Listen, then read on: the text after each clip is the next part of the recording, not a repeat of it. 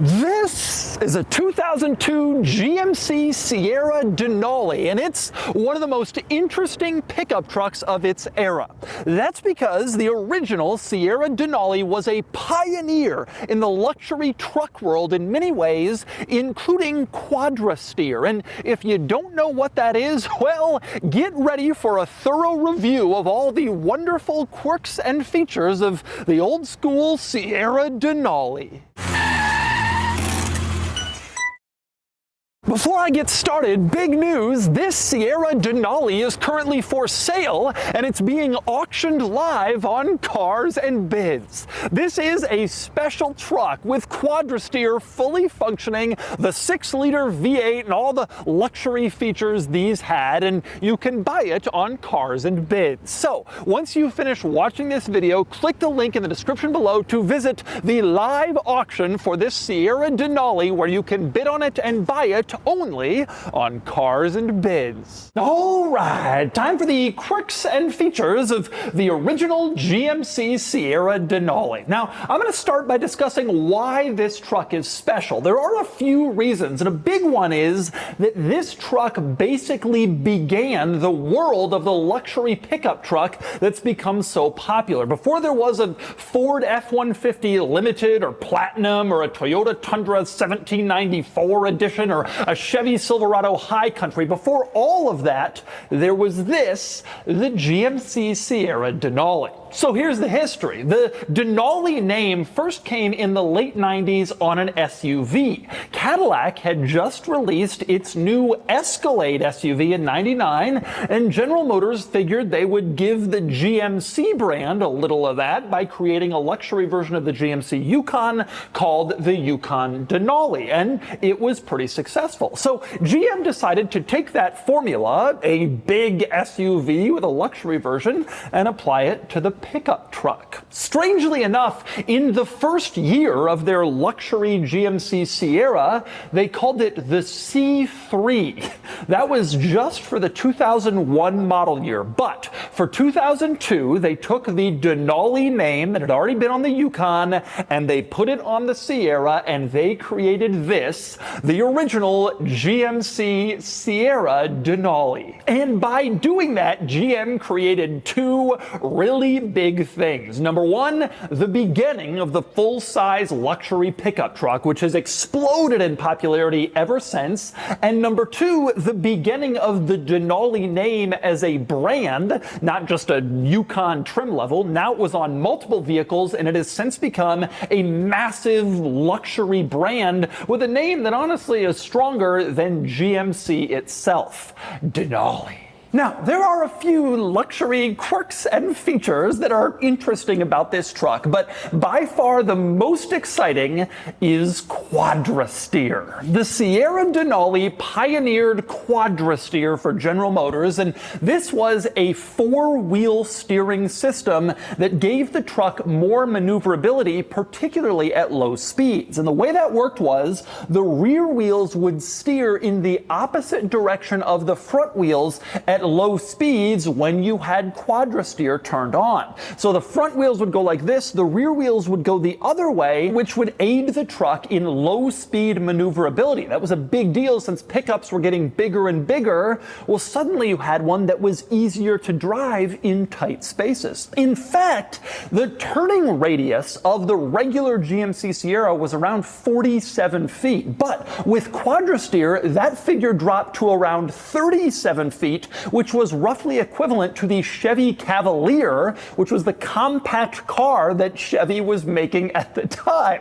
So the turning radius really got smaller and the truck got a lot more maneuverable, as you can see here. Watch this comparison, sort of side by side. You can see the truck with Quadrasteer turned on and the rear wheel steering makes this turning circle turn in a much tighter radius than the truck when I have Quadrasteer turned off and it's in regular front wheel steering mode. It had a big effect on making this truck more maneuverable, easier to park, and especially easier to maneuver when you were towing. If you're backing up with a trailer into some small space, a boat launch, or maybe trying to park your trailer next to your house for the season, it was always hard to do, but it got a lot easier when the rear wheels steered and you just had less maneuvering to do because the spaces were smaller. It was a brilliant idea Quadrasteer had come to the pickup. Now, it's worth pointing out, four-wheel steering was not a new concept. Several sports cars mainly had it in the 1980s and 1990s, primarily Japanese sports cars experimenting with this technology as a way to improve handling and stability. But obviously in this truck, that wasn't entirely the goal. It was more about low-speed maneuverability and making the truck feel smaller than it was. Now, it's worth pointing out that Quadrasteer was also offered on the Suburban. The Chevy and GMC Suburban, the full-size SUV, also had optional Quadrasteer, but it was much less common on the SUVs and more common on the pickup truck of the Sierra Denali. Now, one of the interesting things about Quadrasteer is that it required a little bit more thought and design changes to this truck beyond just making the rear wheels steer. That's because when the rear wheels steered, General Motors had to flare out the rear fenders in order to fully cover these new steering rear wheels. That made the truck wider in back, and so the Quadrasteer models had their own distinctive flared rear fender to account for covering up the turning wheel. But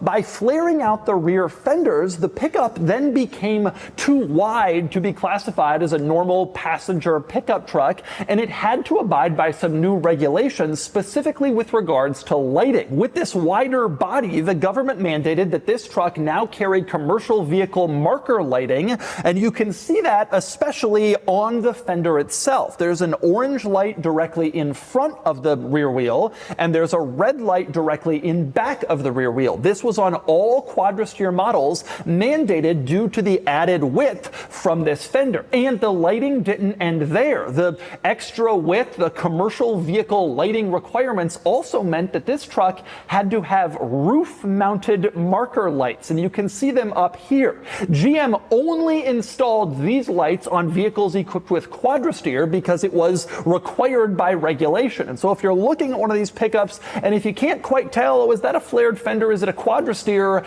Interestingly, you can just look at the roof and that will give you the answer. If it's got the marker lights, it's got Quadrasteer in this era. That's what they had to do, and so they did it. Now, it's worth pointing out that in addition to these design changes, this truck was also badged very subtly to tell people that it had Quadrasteer. You can see this badge here in the back of the cab. It says Denali on top and Quadrasteer on the bottom. Very small. That is the only Quadrasteer badge on the entire truck, but it's there just in case you wanted to brag a little about your Quadrasteer. As for the system itself, GM said it added about 350 pounds in weight to the vehicle, and it added around $3,500 in cost in vehicles where it was optional. And unfortunately, most people didn't want to pay it. Quadrasteer seemed like such a cool idea, but it didn't take off. It wasn't successful. It wasn't popular. It was a failure, and it was gone from General Motors pickup trucks within just a few years of coming out. And so these special, exciting Quadrasteer vehicles were only made for a few years in small numbers. There are people who swear by them for their maneuverability, but they're getting harder and harder to find. But here's one. But while Quadrasteer was a failure in its time, more on that later, the concept of a luxury truck was certainly not. It was a hit, it was a huge success, and there were several Quirks touches on the outside of this truck that distinguished it from the regular, kind of less luxurious GMC Sierra models. The most obvious is that everything outside is body colored. You didn't have any plastic door handles or plastic bumpers or two-tone this or metal that. Everything was body colored, intended to look nice like you would see on a luxury car. And you had these wheels, chrome wheels. They looked nice, they looked upmarket, and they even went to the trouble of hiding the lug nuts again, so it looked like what you'd expect to see from a luxury car. But while the outside was more luxurious than a regular Sierra, the real hook, the real selling point of the luxury part of this truck was the interior. This interior was way dressed up compared to a standard GMC Sierra. It may not look like it by modern standards. This truck is now approaching 25 years old, but back in the day, this interior with its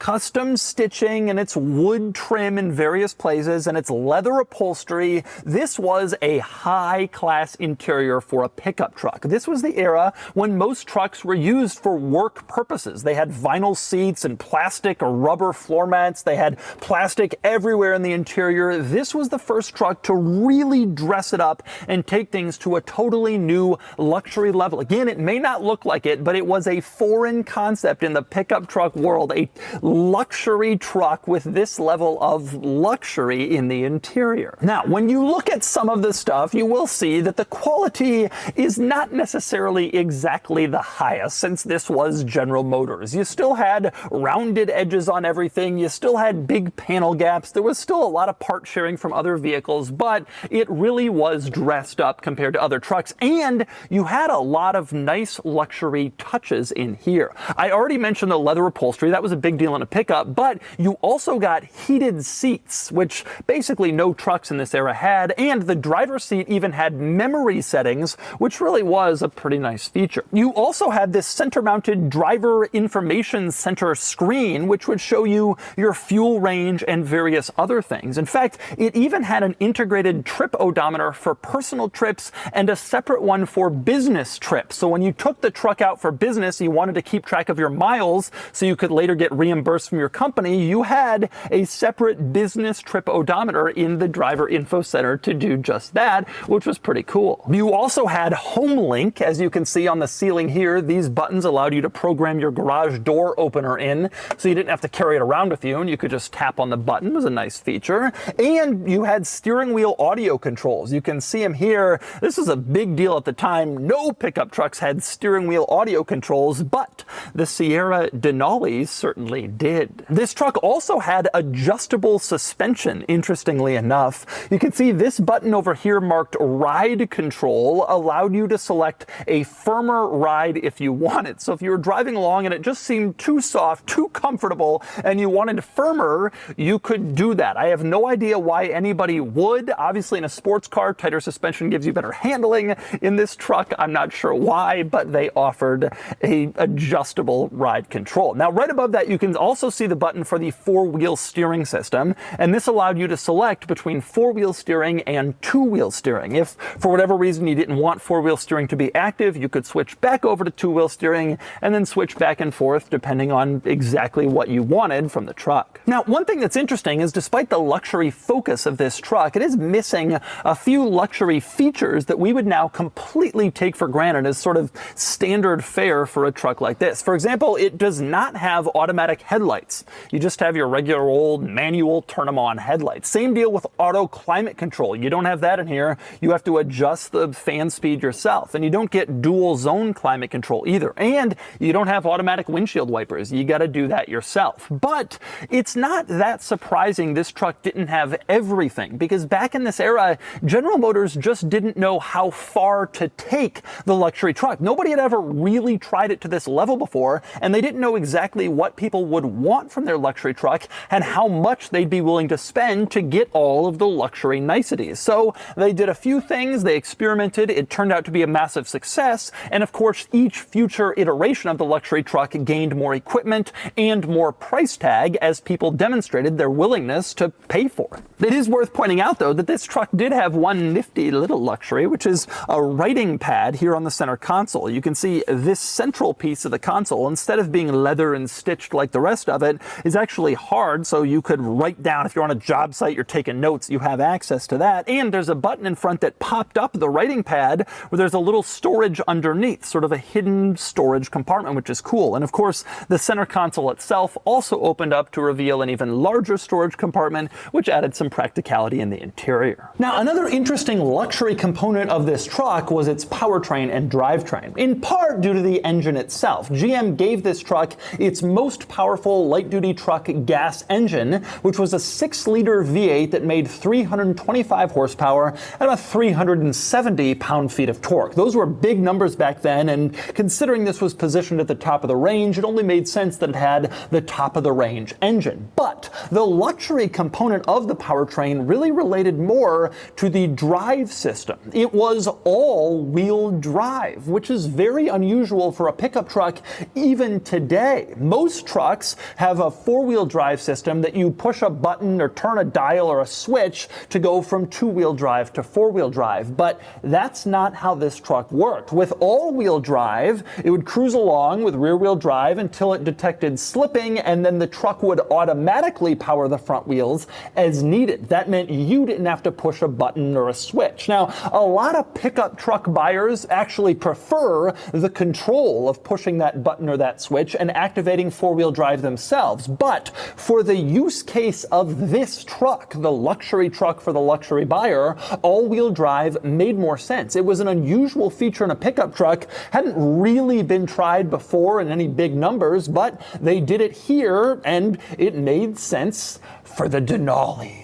And next up, we move on to the back seat, which in this truck is merely an extended cab. The Sierra Denali, this version, came in the days before the four-door, full-size crew cab body style had really taken off, although it was the advent of the luxury truck that really started to kick off the crew cab's popularity. The idea that a truck could also be a family car, that sort of came hand in hand with luxury trucks as they got more equipment that you'd want in a family car. But we weren't quite there yet with this truck, and so the rear seat isn't that spacious, but it does have some nice luxuries. For one, the leather back here is identical to the leather that you had in front, so it was nice upholstery and it felt luxurious, and you had a surprisingly decent amount of equipment. You had this fold-down panel which gave you cup holders. That was a nice touch, but above that you had audio controls. You could plug in individual headphones, rear passengers, and then you could turn on your own audio so that you didn't have to listen to what was played over the overall speakers in the car. That was a pretty impressive feature, particularly for the rear seat passengers in a truck. That wasn't going on before the Sierra Denali. You also have, under these plastic covers, open them up and you can see power ports under here so rear passengers can charge their devices. Again, this was not a commonly requested thing in the early 2000s. People didn't have smartphones. They were always trying to charge and carry around. So that was a pretty advanced feature for a vehicle like this, but they did it, adding to the luxuriousness of the truck. So with all that stuff in mind, all the upgrades over a regular GMC Sierra, you might be wondering what happened. How did this truck become the catalyst for the luxury pickup truck to take off? Well, it's kind of an interesting story. Around the same time this truck was coming out, Ford also came up with the luxury truck concept, and they debuted a year after the luxury Sierra, a luxury truck called the Lincoln Blackwood. The Sierra C3 came out in 01, the Blackwood came out in 02. But while the Sierra, later renamed the Denali, took off, the Blackwood was a total sales flop, a complete failure, and it was canceled after only 2 model years and very limited sales. The reason, it turned out, is that truck buyers don't want a luxury truck from a luxury brand. They want a luxury truck from the brand they already know, from Chevy, GMC, Ford. They didn't want a Lincoln F-150, they wanted a Ford F-150, but a nicer version. And that is exactly what GM had done with the Sierra Denali, and that's exactly what ended up taking off. And within 5-10 years after this truck came out, every major truck had multiple luxury versions. There's now several different trims of F-150, Chevy Silverado, all luxury versions, all basically started from this truck. And it turned out that four-wheel steering was a pretty smart concept too. Even though it didn't take off in this pickup truck, it has since been adopted by virtually all high-end luxury cars. And you now see this feature in the Range Rover, the Mercedes-Benz S-Class, and many, many other popular luxury vehicles. It wasn't started here with GM, but they tried it, it didn't work. It was actually ahead of its time. Quadrasteer, and this truck really had a pretty decent impact when you think of it that way. Now, interestingly, four-wheel steering like this has never made a widespread return to the full-size pickup truck, although given the benefits it offered and given how many other cars are now using it, it would probably be welcome to aid maneuverability and bring that back to these full-size trucks. It would be interesting to see a truck brand return with Quadrasteer. But since that's not happening right now, the closest we can come is this one. So I want to see how it drives. Let's get the original Sierra Denali Quadrasteer out on the road and let's get behind the wheel. All right, driving the Sierra Denali Quadrasteer. I've always been interested in these Quadrasteer vehicles, especially the Suburbans, but the trucks too. Even to this day, when I take a picture of it and I send it to some of my buddies, I think it is just a really, really interesting part of this era of vehicle. You know, pre-recession, General Motors did a lot of experimentation with a lot of weird, different, interesting cars and technology, like heads-up displays and night vision and this Quadrasteer, and obviously vehicles like the Chevy SSR, and there was just a lot of weird, different stuff they were trying when they kind of were able to just throw money at stuff, and it was sort of an interesting era for them. And we haven't seen that level of experimentation with General Motors really since, and so this was kind of an interesting and cool vehicle. The first thing that hits me, though, when I'm driving, regardless of the Quadrasteer, is it's hard to believe this was a luxury truck in its era. Luxury pickup trucks have come so far in the last 20 years. I often think about how the last 20 years in automobiles have not come that far since '05 compared to the 20 years before that, since 1985. Generally speaking, cars advanced a lot more during that first era than the last 20 years. However, there are a few segments where that's not true, and luxury pickup trucks is undoubtedly one of those segments. This has totally moved on, totally new world, and people are going to watch this and say, well, this wasn't that luxury of a pickup truck. Totally not true. I lived in this era. I was 15. I was as into cars, as obsessed as you can possibly be. The luxury truck was defined by the GMC Sierra Denali in this time period. It was everything back then. It totally upended the pickup truck world, and suddenly everyone was scrambling to create a luxury pickup truck. But it's amazing just how much further they've come. Now, this truck's got some wear, obviously. It's closing in on 170,000 miles.